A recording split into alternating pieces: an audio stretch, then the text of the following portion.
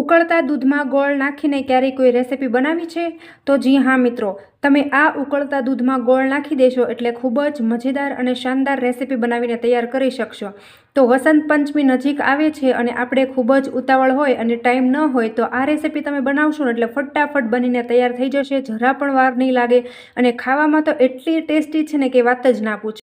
તો ચોક્કસથી આ વિડીયો તમને ઉપયોગી થશે મિત્રો। તમને ગમે તો લાઇક કરજો, શેર કરજો અને સબસ્ક્રાઈબ કરવાનું બિલકુલ નહીં ભૂલતા। તો ચાલો શરૂ કરીએ આજની આ નવી રેસીપી। તો જુઓ મિત્રો, દૂધ અને ગોળની એકદમ યુનિક અને શાનદાર રેસીપી બનાવવા માટે અહીંયા મેં મેઝરમેન્ટથી 1 ગ્લાસ ભરીને દૂધ લીધેલું છે। હવે તમે એવું કહેશો કે ક્યારેક તમે ગ્લાસનું માપ લ્યો છો અને ક્યારેક તમે કપનું માપ લ્યો છો, પણ અહીંયા મારે પહેલેથી જ આ દૂધનો ગ્લાસ ભરેલો હતો એટલા માટે અત્યારે મેં આ ગ્લાસ ભરીને દૂધ લીધેલું છે। અત્યારે મેં જેટલું દૂધ લીધેલું છે એના ગળપણ માટે અહીંયા મેં આટલો અત્યારે ગોળ લીધેલો છે।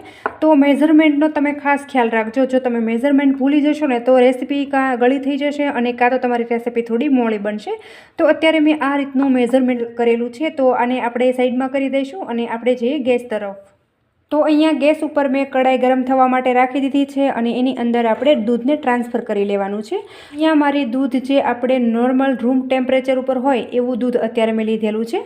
તો જુઓ ફ્રેન્ડ્સ, આ દૂધને આપણે ગરમ કરી લેવાનું છે અને એક ઉભરો આપણે આવી જવા દેવાનો છે। તો દૂધ આપણું ગરમ થાય અને એક ઉભરો આવે ત્યાં સુધી આપણે ગોળને પણ છીણી લેશું। તો તમે જોઈ શકો છો કે દૂધ આપણું ગરમ થઈ ગયું છે અને એક ઉફાળો લગભગ આવી ગયો છે।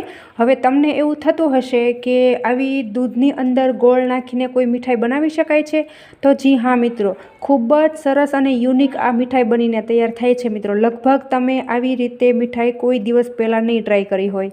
તો ફ્રેન્ડ્સ, તમને કદાચ ખબર હોય કે દૂધ અને ગોળની કોઈ મીઠાઈ બને છે તો મને કમેન્ટમાં તમારો ફીડબેક જરૂરથી આપજો અને તમે આ વિડીયો ક્યાંથી જોઈ રહ્યા છો ને એ પણ મને કમેન્ટમાં લખવાનું બિલકુલ નહીં ભૂલતા। તો જનરલી કેવું થાય છે કે આપણે જે રવાનો શીરો બનાવીએ ને મિત્રો, એની અંદર આપણે દૂધનો ઉપયોગ કરતા હોઈએ છીએ, પણ એમાં પણ આપણે દૂધ અને જે ગોળ છે એની જગ્યાએ એમાં આપણે ખાંડનો ઉપયોગ કરવામાં આવે છે। તો અહીંયા માત્ર આપણે ગોળ અને દૂધની એટલી જોરદાર મીઠાઈ બનાવીને તૈયાર કરવાની છે ને મિત્રો કે તમે એક વખત આ મીઠાઈ બનાવશો ને તો વારંવાર બનાવવાનું પસંદ કરશો। તો બસ હવે આ સ્ટેજ ઉપર આપણે ગેસની ફ્લેમ સ્લો કરી દઈશું અને આપણે ગોળ લઈ લેવાનો છે અને ગોળ આપણે દૂધમાં એડ કરી દેવાનો છે।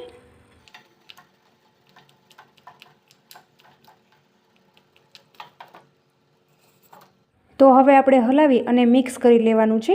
તો મિત્રો તમે ખાસ ધ્યાન રાખજો કે જ્યારે આપણે ગોળ એડ કરીએ ત્યારે હલાવવામાં આપણે જરા પણ આઘા પાછી નથી કરવાની અને ગેસની ફ્લેમ આપણે બિલકુલ હાઈ નથી કરવાની। ગેસની સ્લો ફ્લેમ પર આ રીતે આપણે દૂધને થોડી વાર માટે એને આપણે ઉકાળવાનું છે, સહેજ પણ હલાવવાનું પણ નથી। આપણે આમનામ જ આ દૂધને અને ગોળને ગરમ થવા દઈશું, એની જાતે જ હમણાં આગળની પ્રોસેસ થઈ જશે મિત્રો। તો તમે જોઈ શકો છો કે અહીંયા જે આપણું દૂધ અને ગોળ બે મિક્સ કરેલું હતું એમાંથી જે દૂધ હતું એ આ રીતે ફાટી ગયું છે। બસ આ રીતે આપણે કરવાનું છે, તમે જોઈ શકો છો મિત્રો। તો અત્યારે આમાં એક મજેદાર વાત એ છે કે પનીરની પણ જરૂર નહીં પડે અને આપણે આની અંદર માવાની પણ જરૂર નહીં પડે। અને બીજી મજેદાર વાત એ છે કે જે લોકો ખાંડ નથી ખાતા ને એના માટે બેસ્ટ ઓપ્શન છે કે આમાં તમે ગોળ નાખીને આ રેસીપી બનાવી શકો છો। તો હવે આ રીતે આપણે તવીથાની મદદથી ફટાફટ એને હલાવી લેવાનું છે અને સરસ રીતે આપણે મિક્સ કરી લેશું, જેથી કરીને આ માવો અને જે પાણી બંને વસ્તુ અલગ છે એ બધું મિક્સ થઈ જાય। તો બસ અત્યારે આ સ્ટેજ ઉપર આપણે એની અંદર ફ્લેવર માટે ઇલાયચી પાવડર એડ કરી દઈશું। અને જો તમને ઇલાયચી પાવડર ન ભાવતો હોય તો તમે અહીંયા વેનીલા એસેન્સ પણ એડ કરી શકો છો, પણ મને ઇલાયચી ભાવે છે એટલા માટે હું ઇલાયચી એડ કરું છું। અને ત્યાર પછી અહીંયા મેં આ રીતનું નાળિયેરનું છીણ લીધેલું છે, આને આપણે ડેસિકેટેડ કોકોનટ પણ કહી શકાય છે, તો એ પણ આપણે એડ કરી દઈશું। તો નાળિયેરનું છીણ તમને કોઈ પણ કરિયાણાવાળાની દુકાને અથવા તો ગ્રોસરી શોપ પર મોલમાં આસાનીથી મળી જશે। હલાવી અને મિક્સ કરી લઈશું। તો મને અહીંયા નાળિયેરનું છીણ થોડું ઓછું લાગતું હતું તો મેં અહીંયા ફરીવાર એડ કરેલું છે। હલાવી અને સરસ રીતે આપણે મિક્સ કરી લેવાનું છે। તો મિત્રો તમે માનશો નહીં કે આ મીઠાઈ એટલી મજેદાર અને ટેસ્ટી બનીને તૈયાર થાય છે ને કે વાત જ ના પૂછો। તો હવે આપણે એને થોડી વાર આમનામ થવા દઈશું અને ત્યાં સુધી આપણે આગળની તૈયારી કરી લઈશું, જેથી કરીને આ અંદર રહેલું બધું પાણી છે એ બધું બળી જાય। તો અહીંયા મેં એક વાટકી લીધી છે નાની, અને ત્યાર પછી આ રીતનું મેં એક મિલ્ક પાવડરનું પેકેટ લીધેલું છે. તો આ મિલ્ક પાવડરનું પેકેટ તમને કોઈ પણ કરિયાણાવાળાની દુકાનેથી આસાનીથી મળી જશે. તમારે જેટલી રેસીપી બનાવવી હોય એ પ્રમાણે તમે આનો ઉપયોગ કરી શકો છો. તો મિલ્ક પાવડર આપણે તોડી લેશું, અને આ કટોરીમાં આપણે આ મિલ્ક પાવડર છે એને આપણે ટ્રાન્સફર કરી લેશું. તો હું અહીંયા મિલ્ક પાવડરનું એક જ પેકેટ એડ કરી રહી છું. તમારે જો વધારે કરવા હોય તો તમે વધારે પણ કરી શકો છો. અને હવે મિલ્ક પાવડરમાં આપણે થોડું પાણી એડ કરવાનું છે અને મિક્સ કરી લેવાનું છે. અને જો આ મિલ્ક પાવડરને તમે આમનામ આખું પેકેટ પણ પેલા મિશ્રણમાં એડ કરી શકો છો, પણ તમે આખો પેકેટ એમનામ પાવડર સાથે એડ કરી દેશો ને તો કદાચ એની અંદર ગાંઠા થઈ જશે. તો એટલા માટે આ રીતે તમારે પાણીની અંદર ઘોળીને જ આ મિશ્રણને એડ કરવાનું રહેશે મિત્રો. તો આ રીતે થોડો એવો મિલ્ક પાવડર એડ કરવાથી એની અંદર થોડી મીઠાઈ છે એ માવેદાર બનીને તૈયાર થાય છે. તો તમે પણ એક વખત આ રીતે મિલ્ક પાવડર એડ કરીને મીઠાઈ જરૂરથી બનાવજો. તમે જોઈ શકો છો કે આ રીતે મેં સરસ એવું ઘોળી લીધું છે. હવે આપણે આને એડ કરી દઈશું. તો મિત્રો તમે જોઈ શકો છો કે જે આપણી આ મીઠાઈ હતી એ એકદમ સરસ એવી થીક થઈ ગઈ છે, અને એની અંદર રહેલું જે પાણી હતું એ પણ બધું બળી ગયું છે. તો બસ હવે આ સ્ટેપ ઉપર આપણે અત્યારે જે મિલ્ક પાવડરનું મિશ્રણ તૈયાર કરીને રાખ્યું છે એને પણ આપણે એડ કરી દઈશું. હલાવી અને સરસ રીતે આપણે મિક્સ કરી લઈશું. ગેસની ફ્લેમ આપણે સ્લો રાખવાની છે. અને જે આ મિલ્ક પાવડર એડ કરેલો છે ને એના લીધે એકદમ માવેદાર આ મીઠાઈ બની જશે મિત્રો. તો આ રીતે ગેસની ફ્લેમ હાઈ કરો તો આ રીતે આપણે સતત એને ચલાવતા રહેવાનું છે, જેથી કરીને નીચે દાજી ન જાય.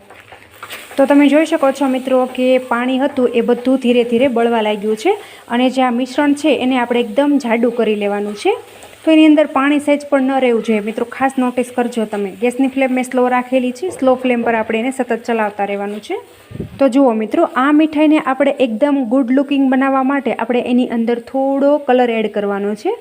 તો આ રીતે આપણે પીળો કલર એડ કરવાનો છે. કે કહેવાય છે ને કે વસંત પંચમીમાં આપણે જે ભગવાનજીને પ્રસાદ ચડાવીએ એ પીળા કલરની જ મીઠાઈ હોય છે. તો આ રીતે આપણે અત્યારે પીળો કલર એડ કરવાનો રહેશે.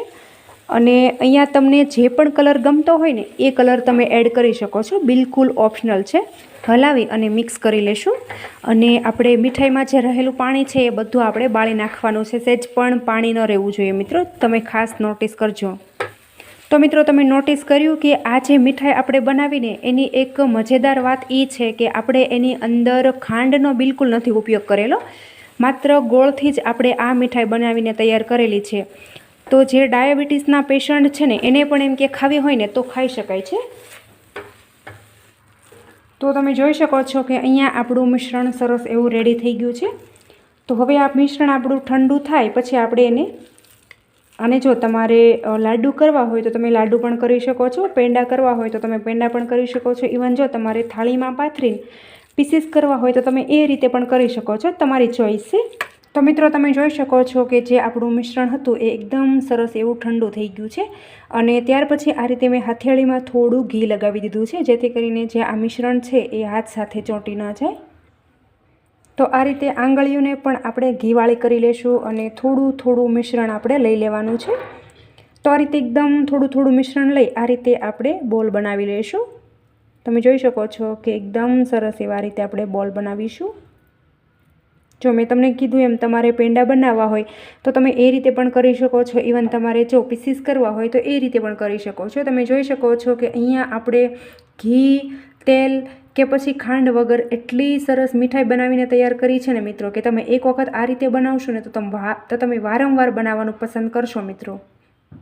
તો હવે આ રીતે આપણે બધી મીઠાઈ બનાવી લેવાની છે. તો અત્યારે હું અહીંયા બધા આ રીતે બોલ્સ બનાવીને જ તૈયાર કરું છું.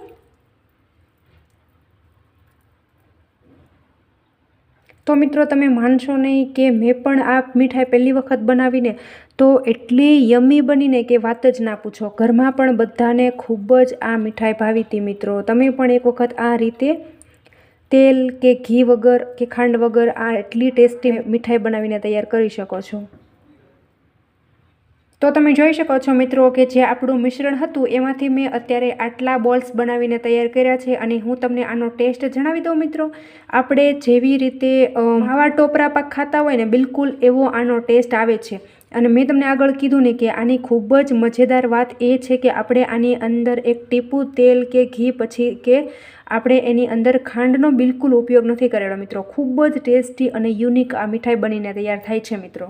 તો મિત્રો તમને મારી આજની આ નવી રીતે મીઠાઈ બનાવવાની રેસીપી કેવી લાગીને એ મને કમેન્ટમાં તમારો ફીડબેક જરૂરથી આપજો. અને તમે આ વિડીયો ક્યાંથી જોઈ રહ્યા છો ને એ પણ મને કમેન્ટમાં લખવાનું બિલકુલ નહીં ભૂલતા મિત્રો. તો મિત્રો આશા રાખું છું કે તમને મારો આજનો આ વિડીયો ખૂબ જ પસંદ આવ્યો હશે. અને જો તમને પસંદ આવ્યો હોય ને તો તમારા ગ્રુપમાં શેર કરવાનું બિલકુલ નહીં ભૂલતા.